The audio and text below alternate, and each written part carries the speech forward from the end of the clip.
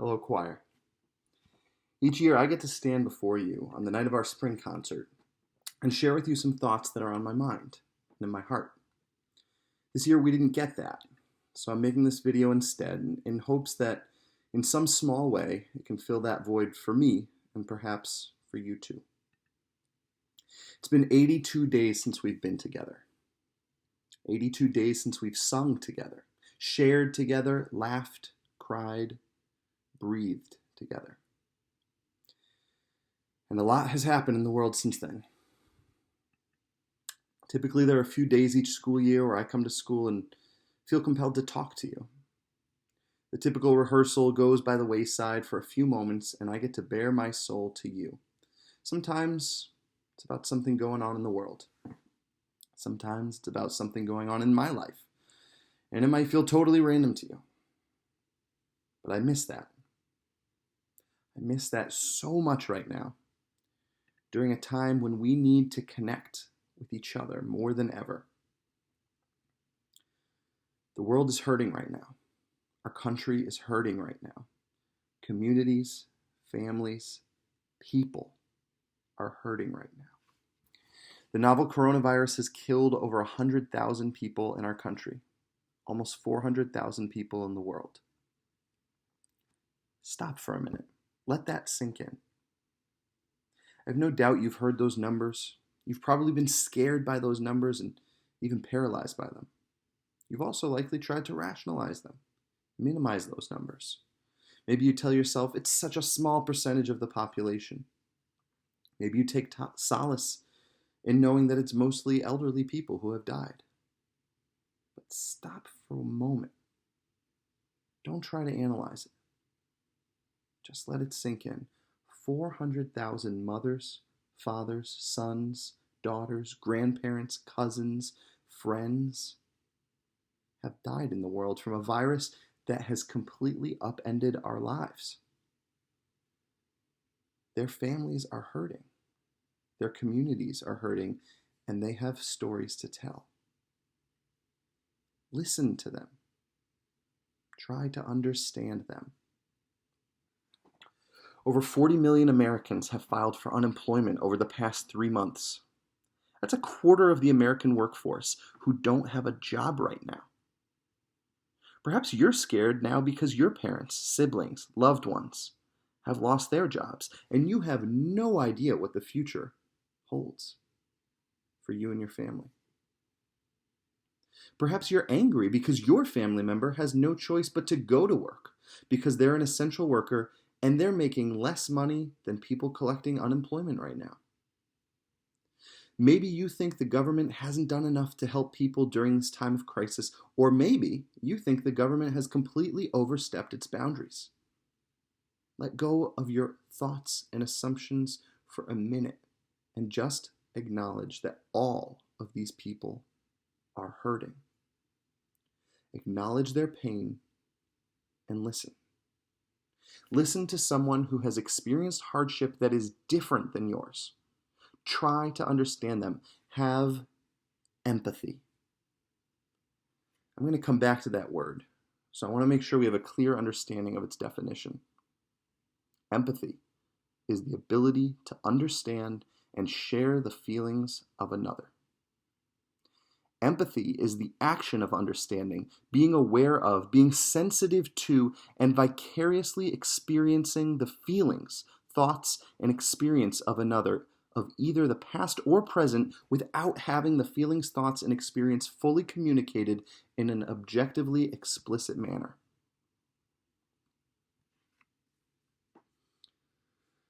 Last Monday, a black man named George Floyd was murdered in broad daylight by a white police officer named Derek Chauvin.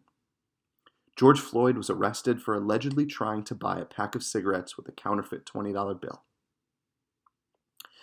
After George Floyd was in handcuffs laying on the ground, the officer put his knee on George Floyd's neck for 8 minutes and 46 seconds, even past the point in which George Floyd had lost consciousness.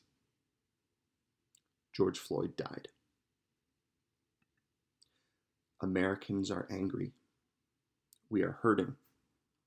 Black Americans are hurting.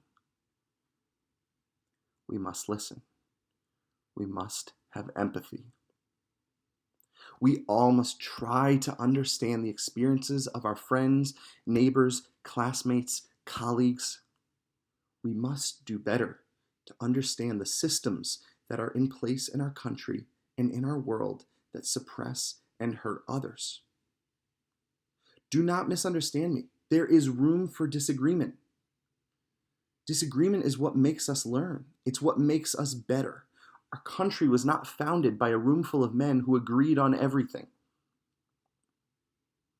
They disagreed, they argued, they found common ground when they could, and they compromised. They listened, and they worked together to form not a perfect union, but a more perfect union, because they knew that the attainment of perfection, absolute perfection, was impossible, but that the pursuit of perfection was virtuous and necessary. To strive to be more perfect. It's okay if you don't know how to feel about the looting and rioting that's going on in our country right now. It's shocking and it's scary. It's supposed to be. It's okay if you feel that violence is not the answer, nor should ever be the answer. It's also okay if you think that protest is the only answer. But you must listen to others to fully understand. Doesn't mean you have to agree, but you have to listen. You have to have empathy. Try to understand why a person living in a land of opportunity might feel so left behind by a system that makes them feel that it doesn't matter how hard they pull on their bootstraps, that they might be arrested, beaten, or killed because of the color of their skin. Why that person may feel so desperate to be heard. Disagree with them? Sure. Try to persuade them that they're wrong? By all means. But listen too. Converse. Have a respectful dialogue. Try to understand the small business owner whose shop was set on fire during the riots. Their life's work stolen from them in one night. They are hurting. It doesn't mean that their business is more important than a human life. It can't always be summed up in a meme. But they are hurting too. This moment in time does not need to be us versus them. We all have unique experiences in life. We come from different families, have different cultures, experience different levels of privilege, but we need to listen to each other's stories, empathize with each other through times of joy as well as times of pain and suffering. So what business does your choir director have in saying all this to you? Well, I hope that in these times of fear and anger and division, you can reflect on our time together in choir and let it bring you some comfort.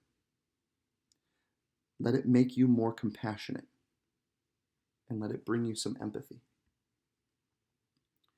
At our winter concert this year, we sang an Arabic song called Adinu. We stood around our auditorium and sang in a circle the following words. Adinu bidinil hobi, ena tawajahat rakaibuhu, falhobu dini way many. I follow the religion of love wherever love is found, for love is my religion and my faith. Love each other. Listen to each other. Have empathy. At the Pops concert this year, we sang a medley of Motown music. We laughed and danced, and we sang these fun oldies. But we also learned about the experience of Black musicians in America.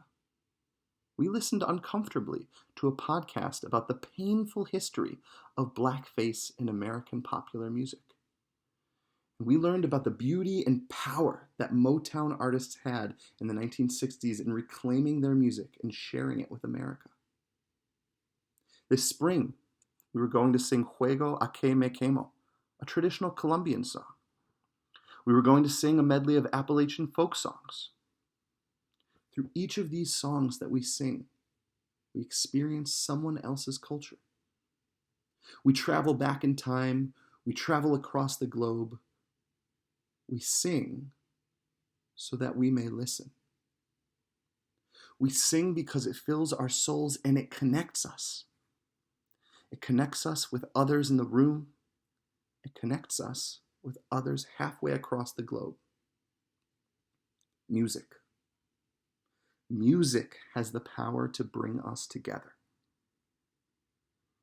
At a time when we feel so isolated, so alone, so scared, continue to make music. Seniors, your class will always hold a special place in my heart. Though I've been a teacher for 8 years now, you were the first ever class that I've gotten to teach for all 4 years of high school. Well, 3 3/4 years. I have seen you grow from girls and boys into women and men. It's your turn to go out there into the world. You're leaving the nest now, so go make the world a better place. But acknowledge that you don't yet know how to do it, and you can't do it alone. Listen, learn, understand, and have empathy. And then do your part to make this world a better, more compassionate place. This summer, I want to listen too. I am a 30-year-old white man from Connecticut. I am a son, a brother, a husband, and a father. I am Jewish. I am a musician. I am an educator. And I am many other things too. I have a perspective of the world that is likely different than yours, but I want to hear yours. I want to listen, and I want to learn too. I'd love to hear from you, no matter what your background.